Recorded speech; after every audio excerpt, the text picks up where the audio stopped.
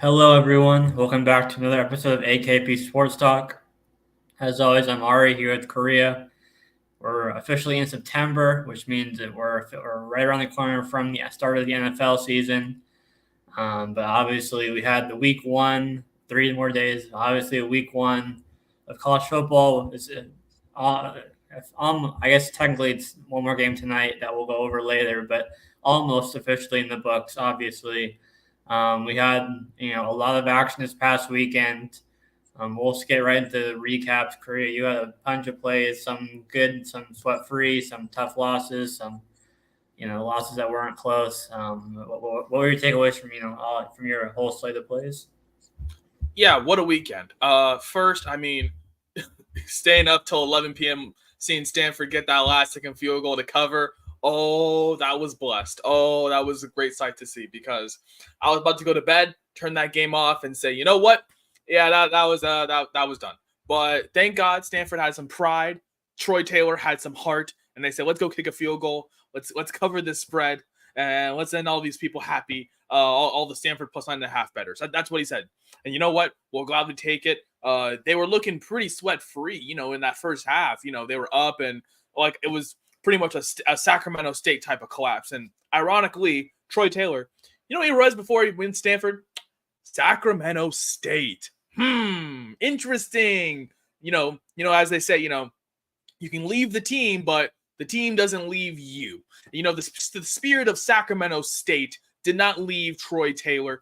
He almost blew that lead, but obviously he did cover for us, so that was a nice winner there.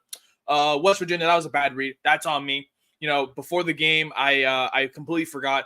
Penn State, when they're favored by 6-24, under James Franklin, they're, I think, undefeated against the spread. That was a tough one right there.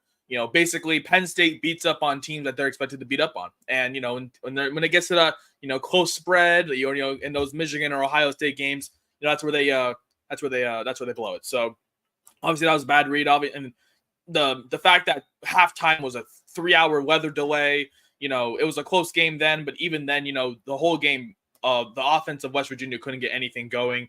Penn State's defense was just too much. The run defense was too much.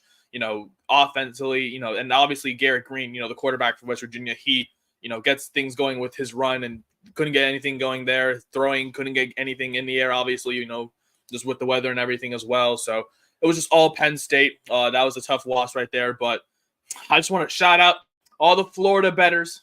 All the people are saying Florida money line. All those Florida plus 3.5 bettors. How y'all feeling this morning? Because y'all are looking silly. Y'all were backing Graham Mertz.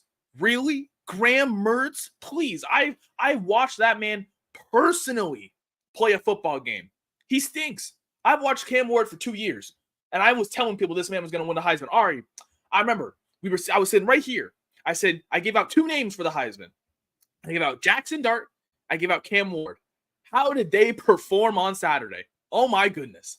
I don't know what their tickets are right now, but I think those tickets, I saw people talking about Cam Ward for Heisman tickets over the weekend. I saw people talking, place your bets now. I was like, hey, where were you when I was placing that 2-3 weeks ago? But They're both top 4 right now on DraftKings for live odds. So love to see it. Anyways, Miami, that was a sweat-free winner. Their defense came to play.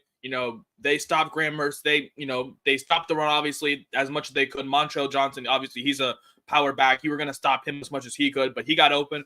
But in the end, Cam Ward and his arm, we talked about it, his ability to scramble out the pocket, find his receivers. And, wow, he was making some great throws.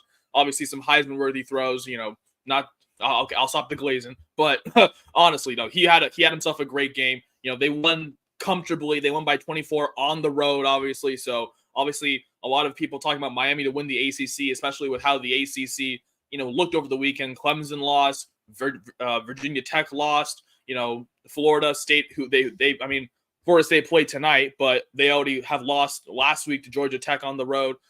Miami, the only team considered in that top 4 right now, only team that won comfortably. So, obviously you got to shout out Miami here. Obviously, I think their ticket to win the ACC as well, I think that's tuned up as well. So just a great weekend for Miami and Miami bettors as well. But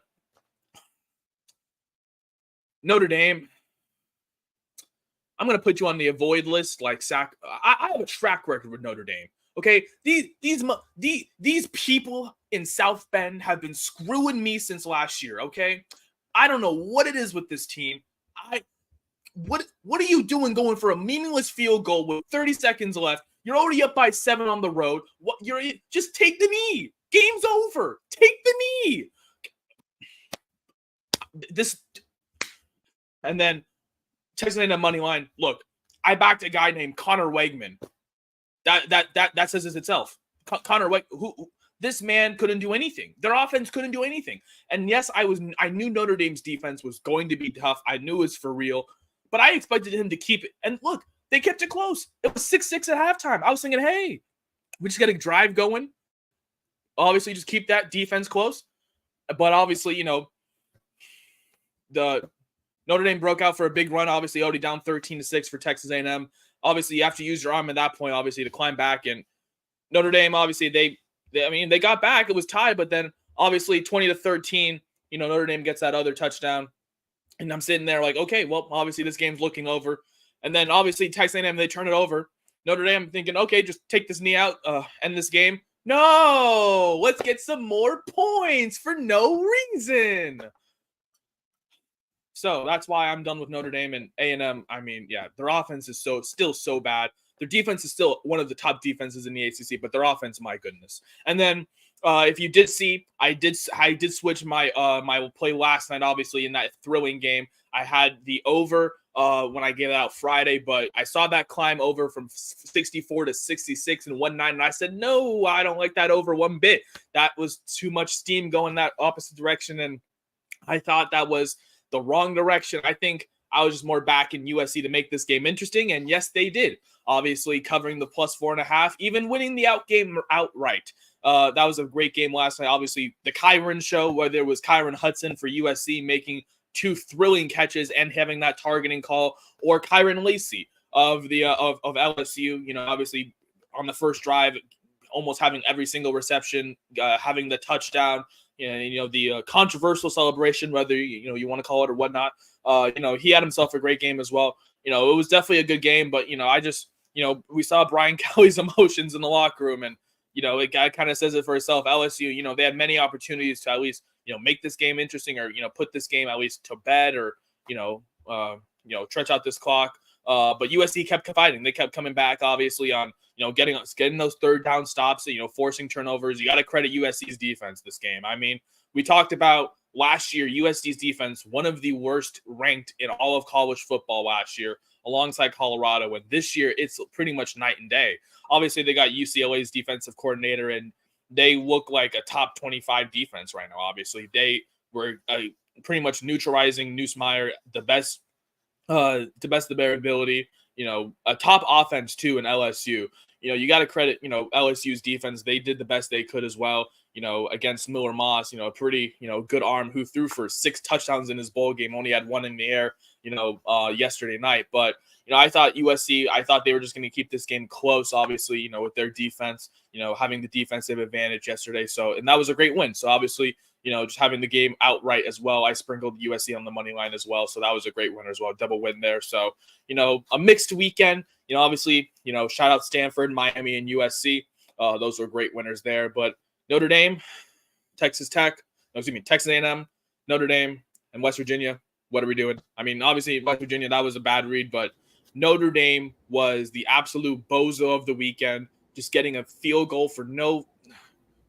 And then A&M just. Their offense couldn't do anything. So mixed weekend, obviously, can't really do much. It's week 1. Obviously, we'll take it better than an 0-6 weekend than week 0 that we had, just a horrible week 0. So obviously steady improvements as we get through weeks 1, obviously. So obviously I'll take that weekend, we're getting some wins there. So Ari, I'll let you have the floor. How was your weekend in college football? Yeah, 500 for me as well, 1-1. Hawaii spread might have been the sweat-free play of the century. UCLA didn't even, or I guess they scored enough to cover technically, but Hawaii was up 10-0 at half. It was a horrific start for Ethan Garbers. I think he started off like I want to say it was like 5 of 17 with a pick or something along those lines. Hawaii was up 10-0, and I sprinkled the ML for Hawaii, and it was looking pretty good. So I mean, it was sweat free for the spread, but it was painful end to watch for having a sprinkle on Hawaii money line. Just the play calling at the end was just really really bad, and some drop passes by Hawaii and all of that. But for the play on here, it was 16-13 UCLA, so it was about as free as it gets for Hawaii plus 14, and Weber State. I couldn't watch the game because it was during the Arizona game, but I was keeping track of it, and it was. I mean, it wasn't looking good for the first half, and then they get like a late field goal that they're covering, and then UW counters and scores a touchdown, and they win 35-3 to cover. So, I mean, it wasn't like a sweat-free cover for UW, so they needed a touchdown in the fourth to cover, and Weber State was driving right after to try to answer back, and so they had a chance. So. UW obviously did their job. 3 touchdowns for Jordan Coleman, and then a passing touchdown for Will Rogers. So they did their job, especially defensively. They have one more, what should be cakewalk matchup against, I think, Eastern Michigan, I think is the site. Yeah, Eastern Michigan. And then it gets into some more games that could be up in the air starting with week 3. So, obviously I said I wanted to see UW prove it with this play, and they proved it against these teams, and I'm sure they'll cover against Eastern Michigan, and then the season really starts, after these first 2 weeks. So, 1-on-1 day for me. Obviously, I think so that's about 4-4 for us together. So, obviously a step in the right direction from last week, and we'll continue to learn and move forward as the season progresses. Yeah, as I already said, we're still learning, obviously, week 1, obviously, very early in college football. Teams are still, learning each other, obviously. It was most of their first games, some for their second game, playing with each other. Pause. Whoa. Or just playing as a unit. So, it's definitely, still early on in the season. Obviously, and as you mentioned, the season doesn't really start until college conference play. That's when, teams really, obviously that's when it really matters. So, that's when, even though, Weber State, obviously, they didn't really cover, in the first half, they were making that game interesting. Obviously, they had a few drives where, where they thought, they could end in 3, but they had that missed field goal at the beginning. And, their offense, I saw a little bit just to see what their offense looked like. And I saw one of their plays where they had an unblocked man, UW, just coming right at the quarterback. The quarterback didn't know what to do. And I think he threw it. I think either like right toward the sideline, and I was just like, if you're really backing this offense tonight, you might as well just hang it up. But obviously you mentioned, it was close throughout that first half, and they did have that late field goal, to cover for a little bit, but then obviously the late touchdown from Jordan Coleman, obviously for UW, pushed that to 30. So obviously that was a tough loss for you there. But you mentioned Hawaii. That was pretty sweat-free because UCLA didn't get the lead until a minute left in the game. So obviously, UCLA only won by 3. But obviously, you mentioned Hawaii had a lead pretty much throughout that game.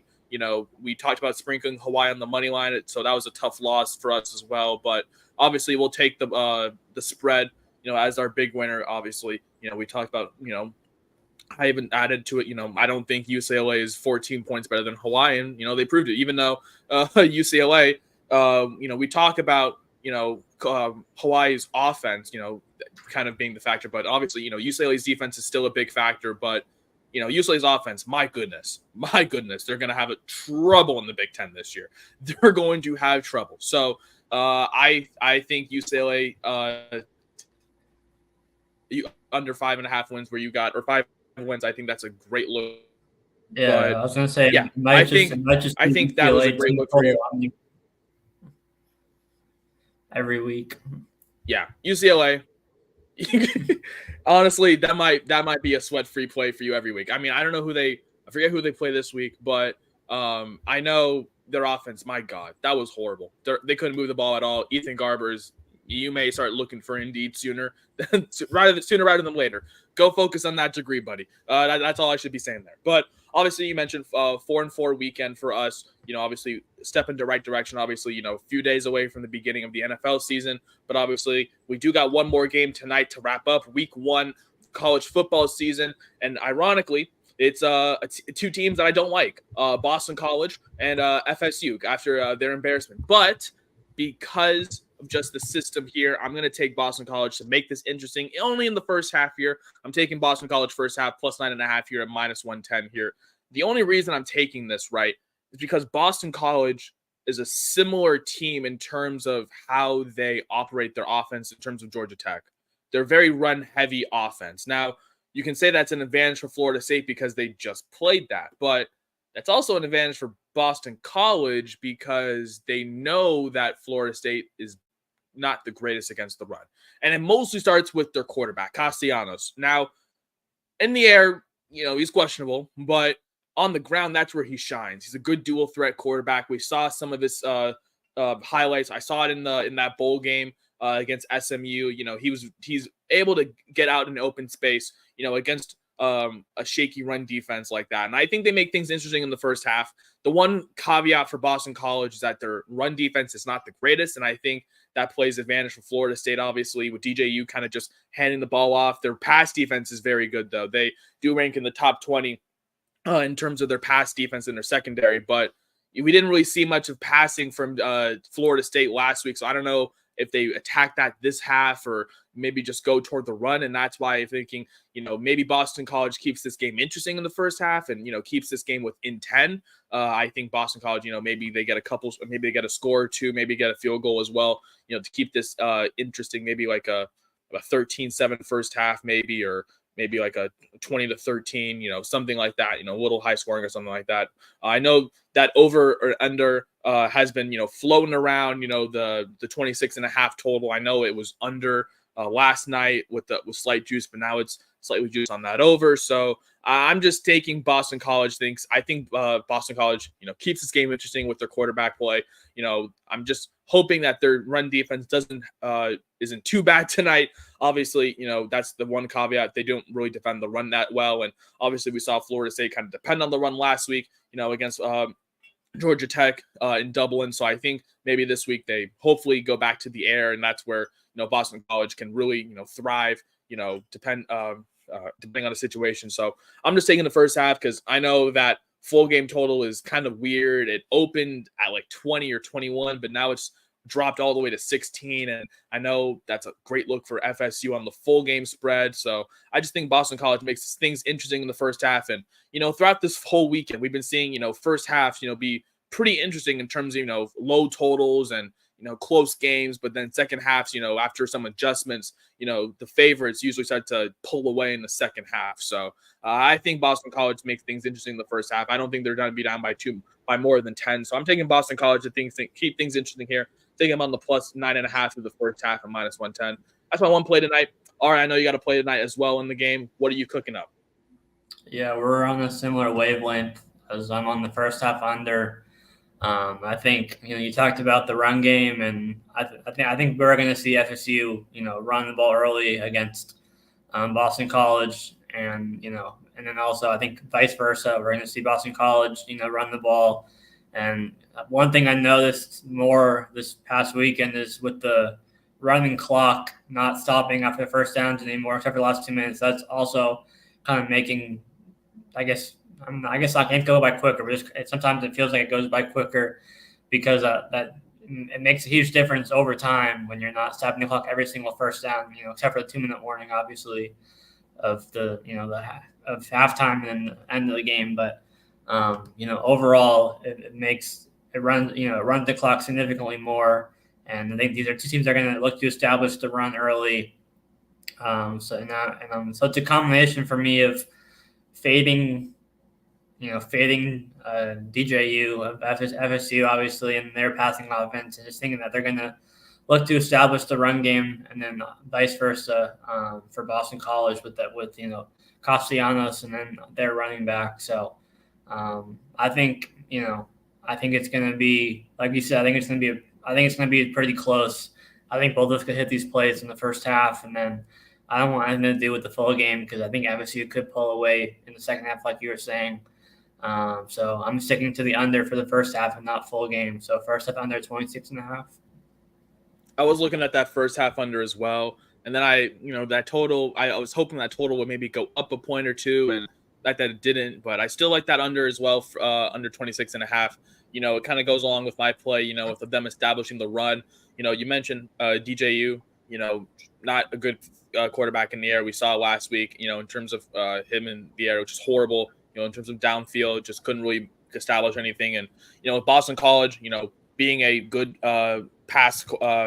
having a good secondary pass defense, that obviously leans to FSU probably, depending on the run as well. And then you mentioned the running clock does play a factor. And I don't think, college coaches and, their systems have really played that into a full effect yet, obviously, because it's, the first game, Florida State's their second game. So they may have a little bit of advantage of that, obviously, with some game tape as well to learn from, what happened in game one. So, I do think, I like that first half under there. You mentioned, with, both teams kind of establishing the run, with those, long drives to establish the run. Obviously, running clock, just means, longer game, longer drives, potentially ending in only 3 for sometimes, or, maybe ending in 0 points. So I do like that first half under 26.5 as well for you. Along with my first half play with Boston College on the spread, thinking that the Golden Eagles make this game interesting in the first half. And we both said it, we don't want anything in full game here. Obviously, we both kind of lean FSU, to kind of pull away in this game in the second half. That's kind of been